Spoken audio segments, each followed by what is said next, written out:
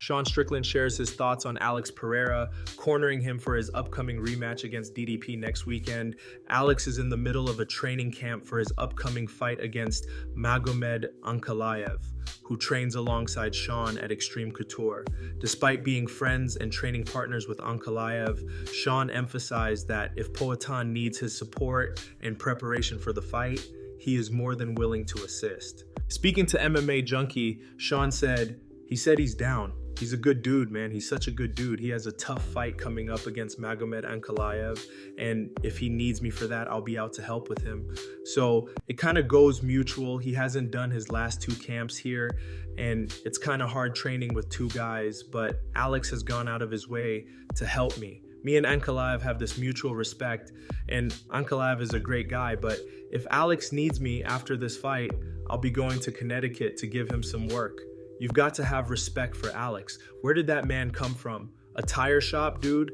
He came from literally nothing and has made a life for himself.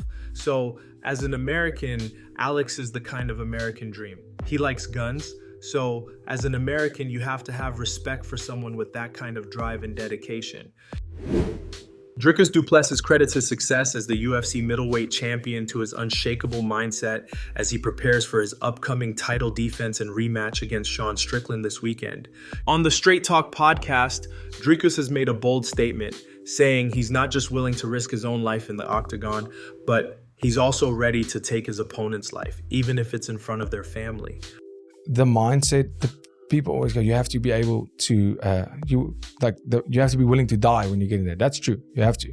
But that's a minimum requirement. The harder part here is, can you kill a man when you have to? Yes, I can. So I'm willing to die and I'm willing to take that? a life. I mean, like, I actually know, believe I know it in your that. mind. Yeah, you know that. I know that. When I go in there, if there's no ref, the ref doesn't stop it, I'm not stopping. I can be sitting on you for 10 minutes, bashing your face. If the ref doesn't say stop, I'm not stopping.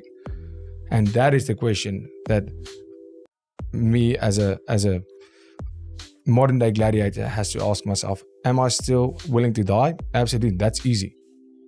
It's, are you willing to kill a man in front of his family? Yes, I am. And that's why I'm the world champion. Because I say yes to that answer, that question every single time.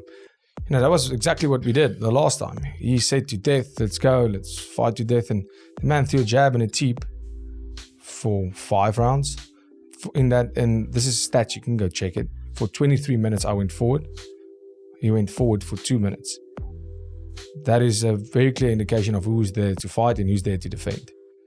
He's not banging, he's moving around. He's not banging, and listen, very effective style. That's his style. Yeah, but let's not go and act as if Sean Strickland fights are entertaining.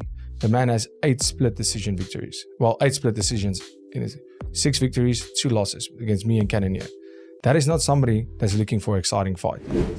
Michael Venom Page still respects Shara Bullet as an exceptional striker, even after his unanimous decision win over him at UFC Saudi Arabia this past weekend.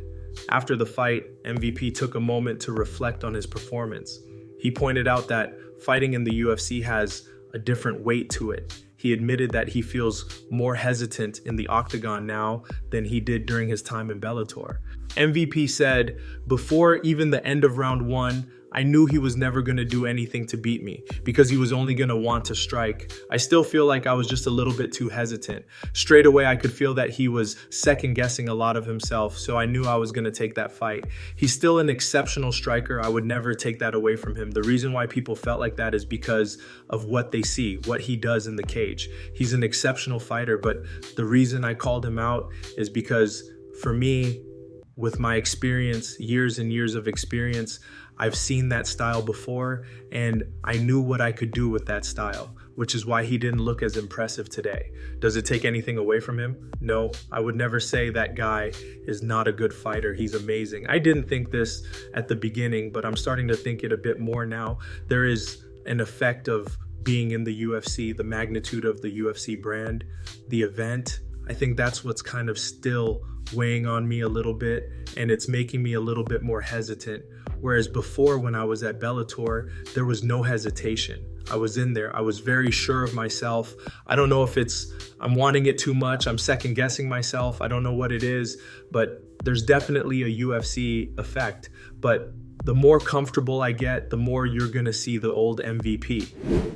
John Anik, Kenny Florian, and Ray Longo recently discussed the future of Israel Adesanya. Florian and Longo had a lot of praise for Nasruddin Imavov, but they did mention that Izzy might be showing signs of decline. John Anik took a closer look at possible matchups for Adesanya, including fights against Michael Venom Page and Shara Magomedov. I know that's no knock on Imavov necessarily, no, but 100%. No, wait. About his future, though. I mean, look what he just did. Yeah, no, 100%. Look, that guy looked great. He looked great in his last fight. No, He's looking really good. You can't, in 1,000 years, I'm not trying to take anything away from him. I said sometimes that's the way I look at it. Like with my guys, like, holy crow, he would have. Right. Nasruddin's not the guy, but I'm saying it could be other fights where that would apply better, because Nasruddin, he's been on the come up and he's looking really good. What was his last fight? Cannoneer? Was that the fight? Brendan Allen, I believe. Brendan Allen. Yeah. I mean, he's good, this guy. Really, really good what he's been doing. So, I don't know. I like it. Yeah, I think a lot of it's timing, right? It's just like, I think Imavov's on the up, and you catch Adesanya at the right time, who's a little bit on a decline, and Imavov took advantage of it. Hey, Kenny, you can't keep going up. No, you know what I mean? Gravity's going to drag you down somewhere, and that's what I see happening. Yeah, I mean, I would maybe be inclined as a promoter to do Adesanya versus Shara Bullet, or Adesanya versus even Michael Venom Page, right? But MVP and Izzy seem like they're close, and Michael Venom Page is talking about 170 pounds. So there are things you can do. Without a doubt. You lose to Shara Bullet, for example, and you've lost 4 in a row. That is legacy impacting in some way, shape, or form. Maybe not for me, who still has him right below Anderson Silva as the second greatest middleweight champion of all time with respect to Chris Weidman and everyone else. But you know what I mean? There becomes a point of no return. I mean, Rashad Evans, I think, would love to affect change when it comes to his Wikipedia page. And I think that's why maybe he's fighting Rampage Jackson soon, Darren Till recently blasted MMA fans who are celebrating Israel Adesanya's struggles after his second-round knockout loss to Nasruddin Imavov over the weekend. That defeat marked Izzy's 3rd in a row and his 4th loss in 5 fights. Till stood up for the former champion, defending his legacy. He claimed that even if Stylebender were to lose 5 more fights, he'd still be considered one of the greatest fighters of all time. In a lengthy post on X, Darren said, "I've just read a comment on an MMA page saying the downfall of Israel Adesanya needs to be studied. Can everyone on here who is not an absolute moron actually understand that statement? I am trying so hard to understand it, but can't. I'm so confused. What downfall? I've seen people comment about downfall studies, etc. All that, like the downfall of Darren Till needs to be studied. I get that I should have excelled more in the UFC than I did, but some certain factors didn't let me. But now I swear I cannot even fathom that I've just seen a comment saying Israel Adesanya's downfall needs to be studied. Me and Izzy aren't friends. I wouldn't even say I am his biggest fan outside of the octagon, etc. But that's got all to do with what that man has achieved in this sport. He was a wrecking machine at middleweight. No one could beat him. Literally at one stage, he looked unbeatable in his title reign. People only cried for the fight between me and him because of styles, but facts are facts. He was ruining everyone. He made Paulo Costa look like a baby, who, by the way, had a war with Yoel Romero. He absolutely bodied Robert Whittaker. Izzy was an absolute wrecking machine in his day. He is without a doubt one of the middleweight GOATs, and it's not even up for debate. In fact, he can lose his next 5 fights, and it wouldn't change a thing on his GOAT status. But these today kind of MMA fans are so dumb. Stupid IQ of about 10 say these things. I just look and think, oh my God, hope is lost. Gang of absolute morons. Colby Covington gave his take on Israel Adesanya after Izzy's recent knockout loss to Nasruddin Imavov over the weekend. During a Twitch live stream, Colby didn't hold back, calling Izzy a bum and suggesting that he's only fighting now for a paycheck. In the $1,700 main event poker tournament, I'm currently 4th in chips. And now I just got the news that Adesanya just got knocked out. So I'm going to watch the clip right now. Oh, right hand. Oh, wow. Oh, he's out. Oh, he's done. He's covering up. He's turtling up like a little girl. Oh, yeah. Exactly as I called it. Adesanya's just showing up for a paycheck. He's a bum. All the guys that don't make it at 170 go up to 185 because it's easy pickings. That division's a weak-ass division. So, you know, that's the end of Israel Adesanya. No more Gino Bender. He's a bum. Eric Nicksick responded to the criticism about Alex Pereira cornering Sean Strickland for his upcoming rematch with DDP. Recently, Dricus took a shot at the situation, pointing out that Sean doesn't speak Portuguese.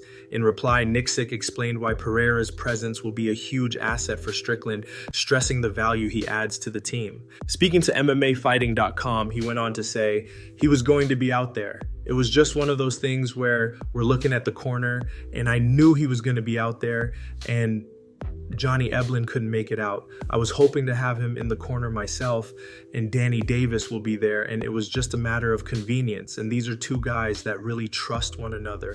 Sean went out there to help him get ready for Khalil Roundtree, and this is what people don't really understand. I see some people thinking it's like a publicity thing. It's more about the comfortability in your corner, and not only that, what Alex is going to bring to the locker room. Sean warms up very, very, very hard. Sean basically fights in the back to get his eyes in rhythm and his timing on point. Who better to be back there to help you warm up than Alex freaking Pereira, right? Like, that guy is going to help. I've seen a couple of comments here and there that Alex doesn't even speak English. He was in the corner for the first Strickland fight. He sat right behind me and he told me everything in my ear. Hey, make sure he teps more, make sure he jabs more. We speak MMA, right? There's enough for him to be able to say, to help be a resource for us. And look, if we're going to battle, who better to have in your corner than Alex Pereira? So I'll take him in any capacity that we can get. But there's a lot of deeper levels and layers of having him in the corner than just him standing there looking scary. So he's going to help us a ton during fight week. And I'm excited to have him out there. Footage emerged today showing Conor McGregor seemingly spitting in a man's face after the guy yelled, "Let's go, Khabib!" The incident is said to have happened at Diplo's show at the Wynn in Las Vegas, where McGregor was reportedly present. Yo, McGregor, can I get a picture?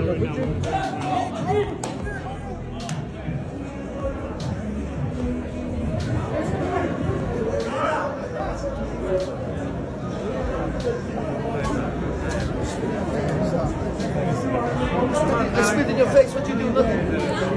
I spit in your face, you love me.